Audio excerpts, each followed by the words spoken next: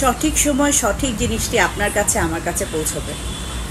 যা নেই তার জন্য হতাশ না হয়ে পরিশ্রম করতে থাকুন, দেখবেন ঠিকই সফলতা চলে এসেছে। যা নেই তার জন্য হাউতাশ করে সময় নষ্ট করবেন না। হতাশা মুক্ত করে জীবনটাকে উপভোগ করুন। নিজেকে নিজের মতো করে তৈরি করুন, পড়াশোনা করুন, কাজ করুন, নিজের যোগ্যতা অনুযায়ী কর্মক্ষেত্র খুঁজে বের করুন। কারণ আজকে আপনি যা চেষ্টা করবেন তার ফলই আপনি পরবর্তীতে পাবেন। অন্যের সমালোচনা না করে নিজেকে নিয়ে সমালোচনা করুন। সুগভীরভাবে চিন্তা করুন যে আমি আজকে এই অবস্থানে আছি, আজকে থেকে 10 বছর পরে আমি কোথায় যাব, 2 দিন পরে আমি কোথায় থাকলে জীবনটাকে আরও বেশি উন্নত করতে পারবো। অন্য কেউ সমালোচনা করে জীবনে খুব উপকৃত হয়েছে বা জীবনে খুব উন্নত হয়েছে, আমি অন্তত আজ পর্যন্ত এমন কোনো মানুষের দেখা পাইনি যে অন্যকে নিয়ে সমালোচনা করে নিজে সফল হয়েছে।